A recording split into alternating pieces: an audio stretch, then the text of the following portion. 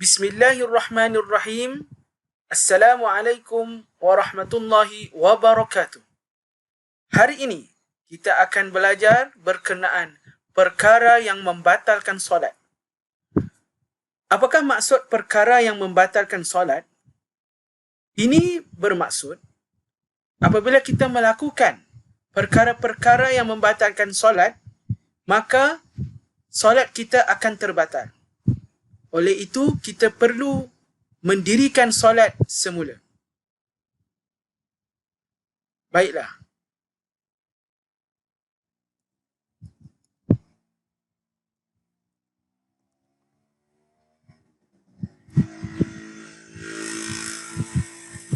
Perkara pertama ialah berulang-ulang menggerakkan anggota dengan sengaja 3 kali berturut-turut atau lebih. Maksudnya, kita menggerakkan anggota badan kita banyak kali, lebih daripada 3 kali. Dan ia melibatkan anggota-anggota yang besar sahaja, seperti kepala, badan, tangan dan kaki. Contohnya gambar di bawah, murid ini semasa dia mendirikan solat, dia telah mengangkat kaki belakangnya. Perlu diingat, perbuatan ataupun pergerakan yang membatalkan solat ni ialah pergerakan yang bukan daripada pergerakan solat. Kalau dia pergerakan solat seperti rukuk, mengangkat takbir, memberi salam, itu tidak menjadi masalah. Malah ia adalah perbuatan di dalam solat. Tetapi perbuatan yang membatalkan solat, perbuatan yang membatalkan solat ialah perbuatan yang bukan perbuatan di dalam solat. Contohnya mengangkat kaki seperti ini, bukanlah perbuatan solat, maka solat murid ini terbatal. Ataupun contohnya dia menggaru di bahagian belakang badan dengan tangan, ataupun mengganggu kawan. Maka perbuatan-perbuatan yang melibatkan anggota besar seperti kepala, badan, tangan dan kaki, jika dilakukan semasa solat, maka solat itu terbatal.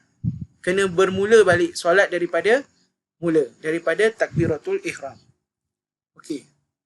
Perkara yang kedua ialah berkata-kata dengan sengaja. Bercakap. Contoh dalam gambar ni, ketika 3 orang murid ini sedang solat, maka mereka berbual. Sedangkan kalau di tengah ni, yang berbaju hijau tu, ni dia kata, adik diam. Cuba tengok, walaupun dia menyuruh orang lain untuk diam, tetapi disebabkan dia menyuruh dengan bercakap, maka kedua-dua mereka terbatal solat. Jadi semasa solat tidak boleh berkata-kata ataupun bercakap dengan sengaja. Dekat sini ada perkataan dengan sengaja. Maksudnya sengaja bercakap. Okey? Dia sengaja, dia tahu dia bercakap, dia tahu dia solat, tetapi dia masih bercakap, maka batallah solatnya.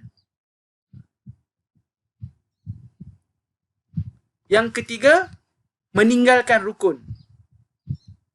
Kita tahu di dalam solat ada 13 rukun solat yang wajib kita laksanakan. Antaranya membaca Al-Fatihah, berdiri betul, mengangkat rukuk, sujud, duduk antara 2 sujud. Sekiranya salah satu rukun itu tidak dilakukan, sama ada terlupa ataupun sengaja ditinggalkan, maka solat itu boleh terbatal. Kerana rukun solat mestilah dilakukan kesemuanya agar solat itu sah. Sekiranya rukun solat ditinggalkan, maka solat boleh terbatal. Contohnya di dalam gambar ini, dia sedang berdiri, mungkin sedang telah membaca Al-Fatihah dan surah, maka sepatutnya individu ini dia rukuk dahulu. Tetapi dia tidak rukuk, dia terus sujud. Maka dia telah meninggalkan perbuatan rukuk. Maka di situ dia telah tertinggal rukun yang menyuruh kita rukuk. Daripada berdiri, dia terus sujud. Daripada berdiri, gambar ni menunjukkan dia terus sujud. Maka dia tidak melaksanakan rukuk, maka tertinggal rukun dan solatnya terbatal. Solatnya terbatal. Okey. Perkara keempat yang membatalkan solat ialah terkena najis. Terkena najis pada badan atau pakaian atau tempat solat. Sama ada pada badan kita terkena najis. Contoh badan ni maksudnya kulit badan kita. Di muka ke, di telinga ke, di tangan ke, di kaki ke, di leher ke, mungkin terkena tengah solat tu tiba-tiba terkena najis. Maka batal solat kita. Ataupun pada pakaian kita. Seperti dalam gambar. Pakaian ini kalau dilihat ada kesan, ada stain. Mungkin darah ataupun najis burung ataupun sebagainya terkena pada pakaian ini. Sekiranya dia sedar, maka solatnya terbatal pada waktu itu. Dia kena bersihkan ataupun pakai pakaian yang bersih, yang tidak ada najis, dan dia solat semula. Ataupun tempat solat. Maksudnya tempat solat ni tempat kita sujud. Dekat tempat kita letak muka tu, kepala tu, adanya najis. Maka kita perlu beralih ke tempat lain. Kita perlu beralih ke tempat lain. Okey, seterusnya. Yang kelima, perkara yang membatalkan solat ialah terbuka aurat dengan sengaja. Kita kena tahu aurat perlu ditutup. Wajib ditutup. Aurat wajib ditutup semasa kita sedang mendirikan solat. Aurat lelaki dan aurat perempuan tidak sama. Okey, aurat lelaki yang wajib ditutup ialah antara pusat hingga lutut. Okey, kawasan di antara pusat hingga lutut wajib ditutup. Dan bagi perempuan seluruh tubuh kecuali muka dan pergelangan tangan. Maka sekiranya anggota lain terbuka, maka itu menunjukkan aurat seseorang itu terbuka. Dan apabila dalam solat aurat terbuka dengan sengaja, maksudnya dengan sengaja dia sedar, maka solatnya terbatal. Seperti ini, tapak kakinya terlihat terbuka daripada telekung itu, maka solatnya terbatal. Perkara keenam ialah makan ataupun minum. Di dalam solat, sekiranya kita makan atau minum, maka solat kita terbatal. Contoh di dalam gambar ini, dia makan gula-gula. Ataupun sekiranya sebelum kita solat, kita telah makan, tetapi kita tidak membersihkan mulut kita dengan betul, maka terdapat sisa makanan melekat di celah gigi ataupun di dalam mulut, dan ketika kita solat, kita bermain ataupun tertelan sisa makanan itu. Sama ada sengaja kita tertelan sisa makanan itu, maka itu juga dikira makan semasa solat dan solat kita terbatal. Perkara ketujuh ialah ketawa sehingga terkeluar suara.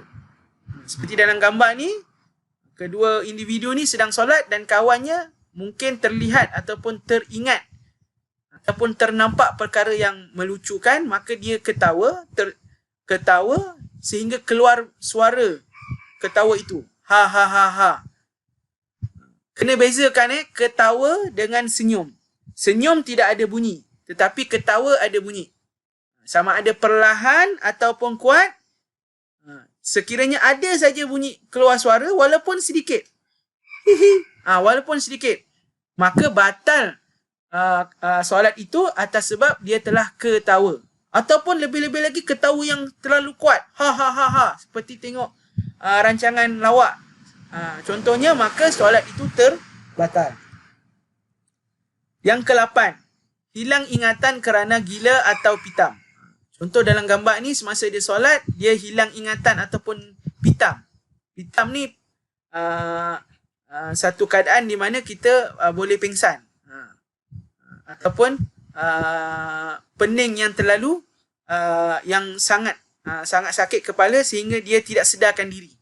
Boleh membawa kepada pingsan, maka ketika itu, sekiranya dia tidak sedarkan diri ataupun hilang ingatan, gila ataupun pitam, maka solatnya terbatal. Dan yang ke-9, berpaling dada dari arah kiblat. Kita sedia maklum apabila kita solat, badan kita mestilah menghadap ke arah kiblat, terutamanya bahagian dada. Dada, antara bahu kita ni, kedua-dua bahu kita perlu menghadap ke arah kiblat. Sekiranya dada kita berpaling, maksudnya berubah arah. Berubah arah. Badan kita sengit, contohnya daripada arah kiblat, berpaling daripada arah kiblat, maka secara automatiknya solat kita terbatal kerana kita telah berubah daripada arah kiblat. Kena ingat ni, berpaling dada. Kalau kepala, tidak apa. Contoh kita terdengar bunyi macam gambar ni, sedang dia solat, tiba-tiba dia terdengar ada bunyi yang kuat. Jadi dia terpandang ke arah bunyi itu, arah kereta tu, bunyi kereta aksiden tu, dia terpandang. Kalaulah dia terpandang dengan badan-badannya sekali, dengan kedua bahunya, dia beralih arah dengan kedua bahunya, maka solatnya terbatal kerana dia telah berpaling dari arah kiblat. Tetapi kalau dia berpaling sekadar kepala saja, sikit saja, maka masih lagi belum batal. Jadi ingat, dia berpaling dada. Dan yang ke-10, berubah niat. Berubah niat. Kita tahu setiap ibadah perlukan niat. Dan dalam solat ada niat yang kita perlu niatkan semasa kita takbiratul ihram. Maka sekiranya dia berubah niat sewaktu dia solat, maka solatnya terbatal. Berubah niat pada waktu ataupun jenis solat. Contoh, waktu itu sepatutnya solat zuhur, dia berniat dengan solat asar, maka waktunya tidak tepat, maka solat itu tidak sah ataupun batal. Okey? Ataupun jenis solat, sepatutnya dia berniat dengan solat fardu, tetapi dia berniat dengan solat sunat, maka itu juga menyebabkan batal kerana berubah niat. Yang ke-10, solat boleh terbatal apabila kita dalam keadaan berhadas. Contoh di dalam gambar, sedang dia sujud, maka dia terkentut. Nampak keluar angin tu maksudnya terkentut. Maka terkentut ini menyebabkan seseorang itu mendapat hadas kecil. Mendapat hadas kecil. Maka disebabkan dia sedang berhadas, maka solat itu terbatal. Maka orang ini hendaklah berhenti solat, sucikan diri daripada hadas kecil ataupun hadas besar, barulah dia boleh solat semula. Yang ke-11, perkara yang menyebabkan solat kita terbatal ialah seseorang itu murtad.